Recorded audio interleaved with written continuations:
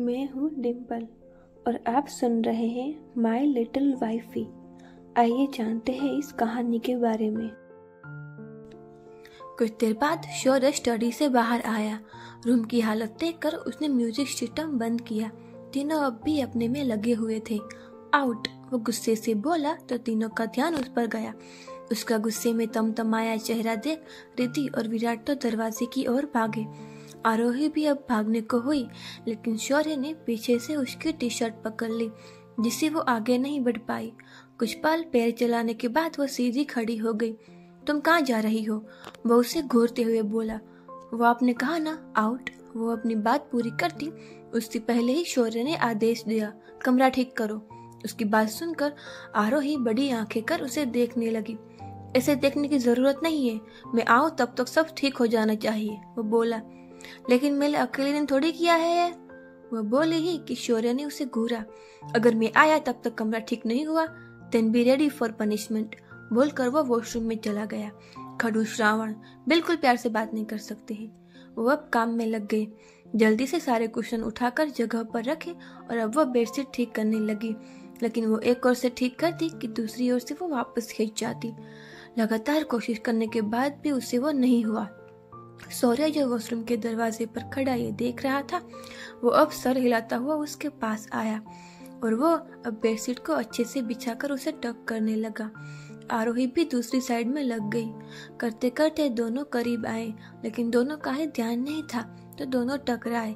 Balance नहीं हुआ और आरोही गिरी। बेड पर बचने के लिए उसने शौर्य की टी शर्ट पकड़ ली, लेकिन सब कुछ इतनी जल्दबाजी में हुआ कि वो भी उसके ऊपर जा गिरा। दोनों की ही धड़कनें तेज हो चुकी थी। शौर्य ने खुद को संभालते हुए अपनी दोनों कोहनियों उसके सर के आसपास टिकाए, जिससे उसका वेट उस पर न आए। आरोही तो बिना पल के झपकाए उसे ही देख रही थी। उसकी आंखों में कुछ तो अलग सा था जो उसे खिंचाव महसूस होता था। दोनों के चेहरे काफी नजदीक थे। आरोही ने सरगोशी में अपना सर उठाया और अपना चेहरा उसके और नजदीक करना चाहा। शौर्य बद मदहोश सा उसे ही देख रहा था। आरोही ने अब अपनी आंखें बंद कर ली। वो आगे बढ़ी, लेकिन जैसे ही अपने होठ पर उसका हाथ महसूस हुआ, उसने अपनी आंखें खोली। शौर्य बस एकटक उसे ही देख रहा था। उसकी आंखों में सवाल देखकर वो अब उसके ऊपर से हटकर साइड में लेटा। अपनी आंखें भींचकर उसने गहरी सांस ली। वो हो जानता था उसने खुद को कैसे कंट्रोल किया था। आरोही को बहुत अजीब लग रहा था। क्या इस आदमी ने मुझे अभी रिजेक्ट किया था? सोचते ही वह गुस्से से भर उठी। अब बात उसकी सेल्फ रिस्पेक्ट पर आई थी। वो अब टेस में उठी और जाकर उसके पेट पर दोनों ओर अपनी घुटने की टिकाए बैठ गई। शौर्य ने झटके से उसकी ओर देखा। क्या उसे हर 2 मिनट में दोहरे पड़ते थे? दिमाग खराब है? वो बोल ही रहा था कि आरोही ने उसके मुंह पर अपनी हथेली रखी। आपका ज्यादा हो रहा है, मैं सुन रही हूँ, इसका मतलब ये नहीं है कि आप कुछ भी कहेंगे या करेंगे, वो गुस्से से बोली। गुस्से में उसकी छोटी सी नाक फूल गई थी। समझते क्या है आप खुद को? कहीं के महाराजा है या कहीं के हीरो जो इतने तेवर एटीट्यूड दिखाते रहते हैं मुझे? वो अब भी अपनी आंखें बड़ी कर क्या बोल रही थी। शौर्य ने अब दोनों हाथों से उसकी दोनों बाहें पकड़ी और एक झटके में उठाकर बैठ गया। आरोही को लगा वो अब बेड के नीचे पड़ी हुई मिलेगी, लेकिन तब तक शौर्य उसकी कमर में हाथ डालकर उसे अपने से सटा चुका था। आरोही का दिल गले तक आ गया जब अपनी गर्दन पर उसकी गर्म सांसें महसूस हुई। तो क्या बोल रही थी? वो उसकी गर्दन पर अपनी नाक रब करते हुए बोला। साथ ही बोलते हुए उसके लब आरोही की गर्दन को छू रहे थे। आरोही की तो सांसें ही अटक गई। पूरे शरीर में एक शिरहंसी महसूस हुई। उसका हाथ जब पीठ पर अपनी स्वेट शर्ट के अंदर महसूस हुआ तो आंखें अपने आप बंद हो गई। धड़कनें इतनी तेज बढ़ी कि दोनों को ही सुनाई दे रही थी। साथ ही उसके हाथ शौर्य की गर्दन पर कसे। ये आप क्या? लब थरथराए, शब्द गले में ही अटक गए। क्या हुआ, बोलो? वो वैसे ही उसके गर्दन में चेहरा छुपाए बोला। कहाँ गई सारी बोल्डनेस मिसेस संखानी? बोलता हुआ वो उससे दूर हुआ। उसकी नजरें आरोही के चेहरे पर थमी, जिस पर गुलाबी रंगत चढ़ी हुई थी। वो मैं मतलब बोल नहीं पा रही थी। वो लफ्ज साथ नहीं दे रहे थे। शौर्य अब उसे ऐसे ही गोद में लिए उठा और बेड साइड आकर उसे लेटा दिया। आरोही की नजरें उस पर ही थी। सौर्य ने झुककर उसका माथा चूमा और वहीं उसके पास ही लेटा। आरोही कुछ खिसक कर दूसरी साइड हुई। उसकी धड़कनें अभी भी काफी तेज हो रही थी। शौर्य ने एक नजर उसे देखा और आखिर पूछ ही बैठा, वो लड़का कौन था? कौन? आरोही ना समझी में उसे देखकर कहा। शौर्य, जिसे ये पूछना वैसे ही अजीब लग रहा था, ऊपर से वो अब दोबारा पूछ रही थी। कुछ नहीं, रहने दो, वो बोला। आरोही की नजरें उस पर ही थी। अच्छा, कॉलेज में? कुछ पल बाद वो उसकी बात को समझती हुई बोली। सौरभ ने उसकी ओर बिना देखे ही हामी भरी। वो दल्ला, वो तो मेरा बचपन का दोस्त है। पता है कितने सालों बाद मिला, कितना लड़ते थे हम बचपन में। वो आगे बोल ही रही थी कि शौर्य ने उसे अपने से हटाते हुए बोला, सो जाओ, गुड नाइट। बोलते हुए उसने अपना चेहरा आरोही की गर्दन से लगा दिया। उसकी सांसें अपनी गर्दन पर महसूस कर आरोही की धड़कनें बंध गई। ये आदमी हार्ट अटैक देकर ही मानेगा एक दिन, वो मन में ही बोली। आज वो और रिद्धि जब कॉलेज से आई, घर पर सब मौजूद थे। काफी संजीदगी से किसी टॉपिक पर बात हो रही थी। विराट मुंह बनाए बैठा हुआ था। कल हमें उनके घर जाना है। सुबोध बहुत पुराना दोस्त है मेरा, उसकी बेटी भी बहुत प्यारी है। विराट और दोनों मिल एक दूसरे से बाद में आगे का सोचेंगे। वह बोले ही थे कि विराट गुस्से से उठता हुआ बोला, मुझे नहीं करनी है शादी। वो अब गुस्से से पैर पटकता हुआ चला गया। आरोही ने एक नजर सौरभ को देखा, जिसके चेहरे पर कोई भाव नहीं थे। ये लड़का दिन ब दिन बदतमीज होता जा रहा है। राजवीर जी गुस्से से बोले, चाचू, अगर वो नहीं चाहता तो रहने देते हैं ना। और वैसे भी अभी सिर्फ पढ़ाई पूरी हुई है, सेटल डाउन होने दीजिए, इन सब चीजों के लिए बहुत वक्त है। सौरभ बोला तो उन्होंने बस गर्दन हिलाई और चले गए। सौरभ भी अब उठा। आरोही को ऊपर आने का इशारा कर और सीढ़ियों से होते हुए अपने कमरे की ओर चला गया। आरोही अब ऊपर आई। अपने कमरे में न जाकर वह विराट कमरे की ओर चली गई। दरवाजा नोक कर वो अंदर आई। सोफे पर बैठा वो अपने बालों को भींच रहा था। आरोही को एक नजर देखकर उसने नजरें नीचे कर ली। वो आकर उसके पास बैठी। इतना टेंशन मत लो यार, नहीं करनी तो नहीं होगी ना शादी, कोई करके तो दिखाए, वो आंखें मटकाती हुई बोली। जिस तरह से वो बोली थी, विराट के चेहरे पर न चाहते हुए भी मुस्कान आई। मुझे सच में टेंशन हो रही है यार, वो बोला। टेंशन मत लो, शौर्य ने कहा है अगर तुम नहीं चाहते तो नहीं होगी शादी। वो उसके कंधे पर हाथ रखते हुए बोले, क्या सच में? वो आंखों में चमक लाते हुए बोला। आरोही ने जल्दी से हाँ में गर्दन हिलाई तो विराट ने उसे साइड हक कर लिया। पता है मैं कितना डर गया था, वो बोला। इसमें क्या डरना, शादी ही तो है, वो कंधे उचकाते हुए बोली। वो इसीलिए भाभी जी क्योंकि आपकी शादी शौर्य भाई से हुई है, वो आपको कुछ नहीं कहते, वो बोला। क्या कुछ नहीं बोलते? वो रावण हमेशा मुझे हार्ट अटैक देने की फिराक में रहते हैं, वो बेचारगी से बोली। कुछ देर बाद ही वो रूम में आई। अंदर कदम रखा ही कि शौर्य ने उसे खींचकर दीवार से लगाया। आरोही की नजरें उस पर गई। वो बाथरूम में था, बालों से पानी टपक रहा था। उसे इसे देखकर आरोही की धड़कनें तेज हो गई। कहाँ थी? वो उसे खुद से लगाते हुए बोला।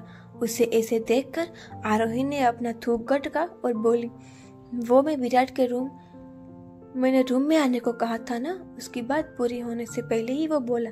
वो मैं, उसके करीबी से वो बोल नहीं पा रही थी। हाँ तुम क्या? वो उसकी गर्दन में अपना हाथ डालते हुए बोला। उसके ठंडे हाथों का स्पर्श से आरोही की आंखें बंद हो गई।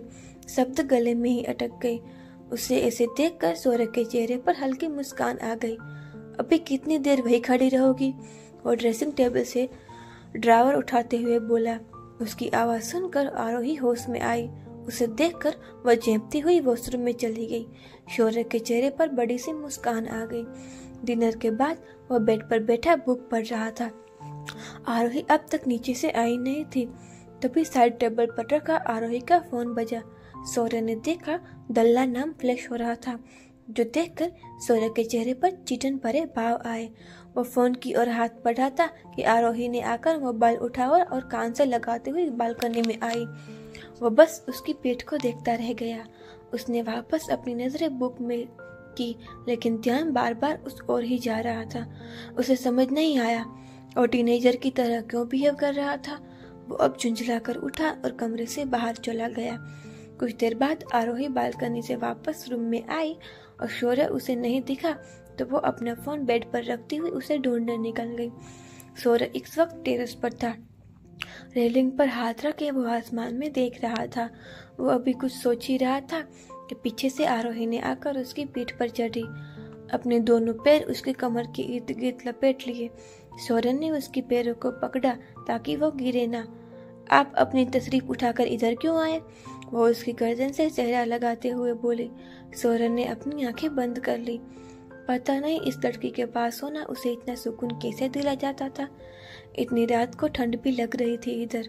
वो बोली तो शौर्य का ध्यान उसके खुले पैरों पर पड़ा। चलो फिर नीचे, वो बोला। हाँ चलिए, वो उसकी पीठ पर ठीक से एडजस्ट होती हुई बोली। अगली सुबह जब वो उठा, वो लड़की उसके चिपक कर सो रही थी। ऊपर से अपना एक हाथ भी उसने शौर्य के टी शर्ट में डाल रखा था।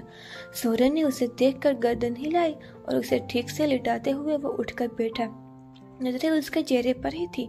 बहुत खूबसूरत थी वो, इवन 19 की भी नहीं लगती थी। उसने उसके बालों को उसके चेहरे पर से हटाया, फिर चुप कर उसका माथा चूम लिया। फिर भी दिल नहीं भरा तो उसकी दोनों पलकों को एक एक कर चूम लिया। आरोही ने अपनी आंखें खोली। शौर्य कुछ फड़फड़ाया, लेकिन आरोही मुस्कुराती हुई उसके गले से लग गई। शौर्य जो कि उस पर झुका हुआ था वो अब लेट गया। आरोही अपने पैर उस पर चढ़ाती हुई उसकी गर्दन से चेहरा लगाती हुई सो गई। शौर्य ने घड़ी देखी, 6:45 बज रहे थे। उसने अब अपनी आंखें बंद करते हुए उसे बाहों में भर लिया। इतना सुकून कभी नहीं मिला था उसे। किसी शख्स के सिर्फ पास होने से भी इतना अच्छा महसूस होता होगा उसे नहीं पता था। जब जब उसकी आंखें खुली 10 बज रहे थे। वो जल्दी से उठकर बैठा। आरोही कहीं नजर नहीं आई। वो उठकर वॉशरूम में चला गया। जब वो रेडी होकर नीचे आया, आरोही कहीं नजर नहीं आई। शायद वो और रिद्धि कॉलेज चली गई थी। राजवीर भी वैसे चले गए थे। इतना लेट आज? सुरेखा जी ने उससे आते देख कहा। माँ, मैं ऑफिस जा रहा हूँ, बोलकर वो तेज कदमों से दरवाजे की ओर चला गया। पीछे से सुरेखा जी के चेहरे पर गहरी मुस्कान आई। आज जब वो ऑफिस पहुंचा 11 बज चुके थे। जैसे जैसे वो अंदर कदम रख रहा था, एम्प्लॉय उसे कुछ बेयकीनी से देख रहे थे। हमेशा टाइम से पहले आने वाले उनके बॉस आज दोपहर को ऑफिस आए थे। सबकी नजरें अपने ऊपर महसूस कर वो एक पल को रुका, फिर एक जलती निगाह उन पर डाली तो सब अपने अपने काम में लग गए। वो लंबे कदमों से अपने केबिन में आया। एक गहरी सांस लेकर वो अपने काम में लग गया। आज उसे आते आते काफी देर हो गई थी। जब तक वो घर पहुंचा 1 बजने वाले थे। अंदर कदम रखते ही उसकी नजर सोफे पर बैठी आरोही पर गई। ठंड की वजह से उसने फर वाला फुल नाइट सूट पहना रखा था। एकदम डॉल की तरह क्यूट लग रही थी वो उसे 2 पल देखकर आगे बढ़ा। उसे देखकर वो खड़ी होती हुई बोली, अब फ्रेश हो जाइए, मैं डिनर लेकर आती हूँ। बोलती हुई वो आगे बढ़ी ही कि शौर्य ने उसकी कलाई थामी। आरोही ने सवालिया निगाहों से उसे देखा। उसकी आंखें कुछ अलग सी लग रही थी। शौर्य ने उसे अपनी ओर खींचा। वो कुछ रिएक्ट कर पाती कि उसने अपने लब उसके होठों पर रखे। आरोही की तो आंखें बड़ी हो गई। वो कुछ पल में ही उससे दूर हुई। उसकी आंखों में कुछ अलग से भाव थे। धड़कनें बढ़ी हुई थी। वो अब जाने को हुई कि शौर्य ने उसकी कलाई थामी। आरोही ने अपनी आंखें भींच ली। आई रियली नीड यू, वो पीछे से ही बोला। अगर आपको ये कहानी पसंद आ रही है तो चैनल को लाइक, शेयर और सब्सक्राइब जरूर करिए। Thank you.